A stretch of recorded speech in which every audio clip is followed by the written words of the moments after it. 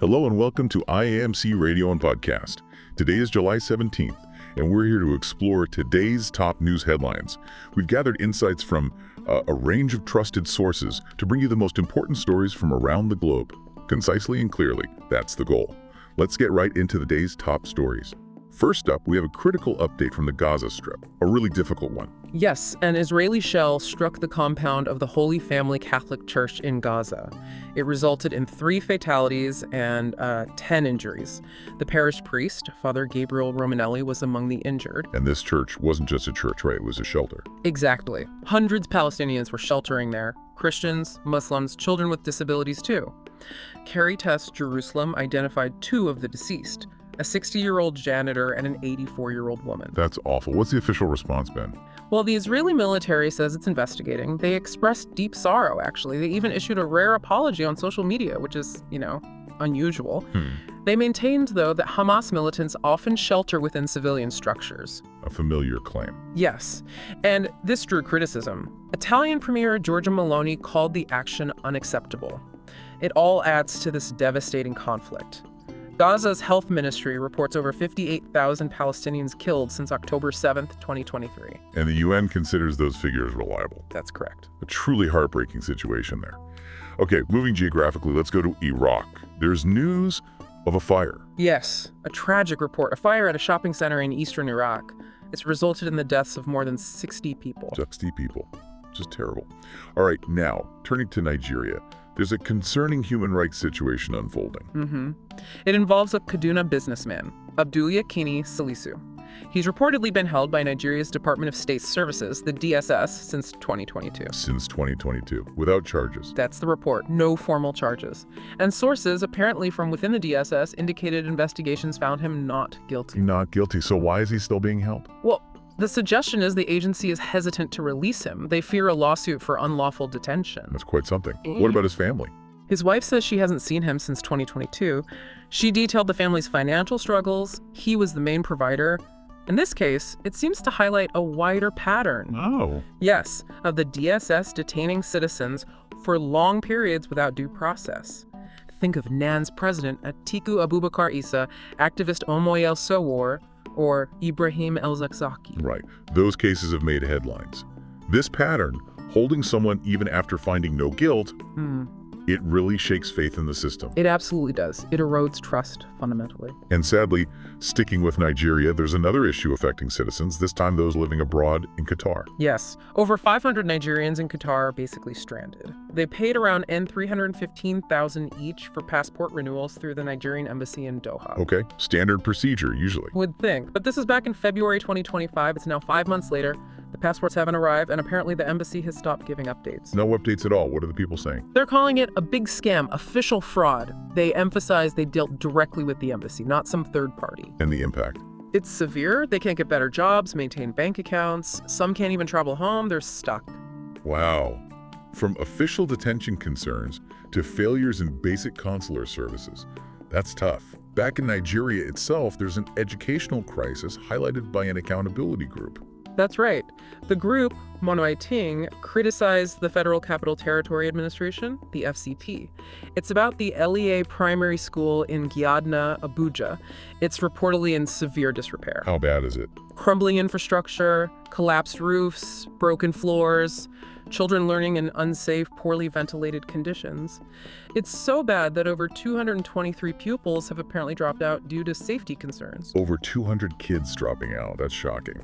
Mono-Ting is asking why this school hasn't been touched, especially when the FCT minister claims to have renovated 60 other schools. A fair question. It really raises issues about equitable access to basic education. Absolutely. They're calling for immediate action to uphold children's educational rights. And regrettably, there's yet another story from Nigeria, this one about financial fraud. Yes, another Ponzi scheme, it seems, in Minna, Niger State.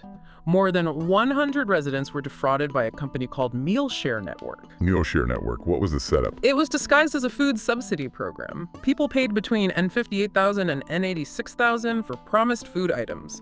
And then? Then they found the company's outlet shut down. The operators just vanished days later. Police are investigating, but the phone number the company gave was fake. Oh dear. Not the first time this has happened in Nigeria, is it? Not at all. It mirrors huge schemes like CBZX, which collapsed just in April 2025, wiping out over 1.3 trillion.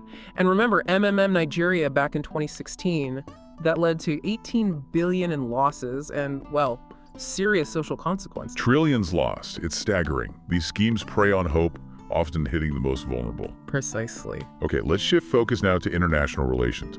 A significant development in West Africa involving France and Senegal. Yes, France has formally ended its 65-year military presence in Senegal. They've handed over their last military bases there. This follows election promises, right? It does. Senegal's President Bassirou Diomaye Faye campaigned in 2024 on changing the relationship with Paris. He explicitly demanded French troops leave by 2025. So Senegal initiated this. Are they cutting ties completely? No, Senegal says it intends to maintain its partnership with France, but this move definitely reflects a wider trend. You see former French colonies reassessing their relationships, especially with rising anti-French sentiment in parts of Africa. Interesting. Any other context? President Faye also called for France to formally apologize for colonial-era atrocities, like a 1944 massacre of African soldiers.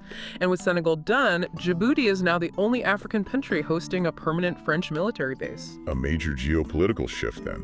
Now let's move to Syria. News of a ceasefire. Yes, in the southern province of Swaida.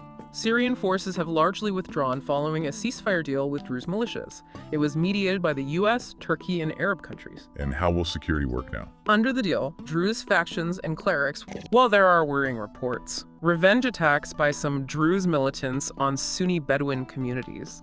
These Bedouin communities had previously sided with government forces, and now they're being displaced. So underlying tensions remain. Definitely. The conflict there had threatened Syria's post-war transition.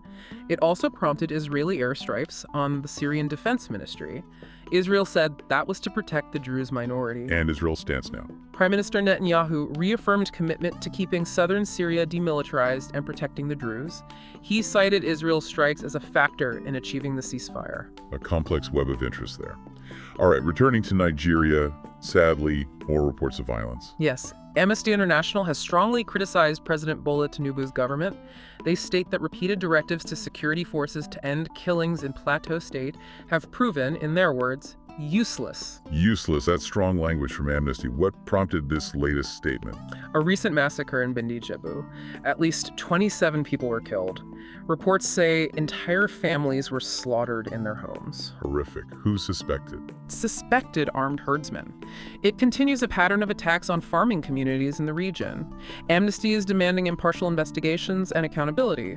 They stress the government's duty to protect citizens. And they warned that unchecked violence just emboldens the attackers. Precisely. And this follows other major attacks, like the Christmas Eve massacre last year that killed over 150. The scale and persistence of this violence is deeply troubling.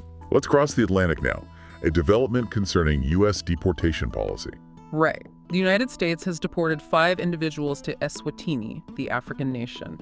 This happened under the Trump administration's third country deportation program. Third country deportation. What does that mean exactly? It means deporting individuals to a country that isn't their home country, usually because their home country refuses to take them back.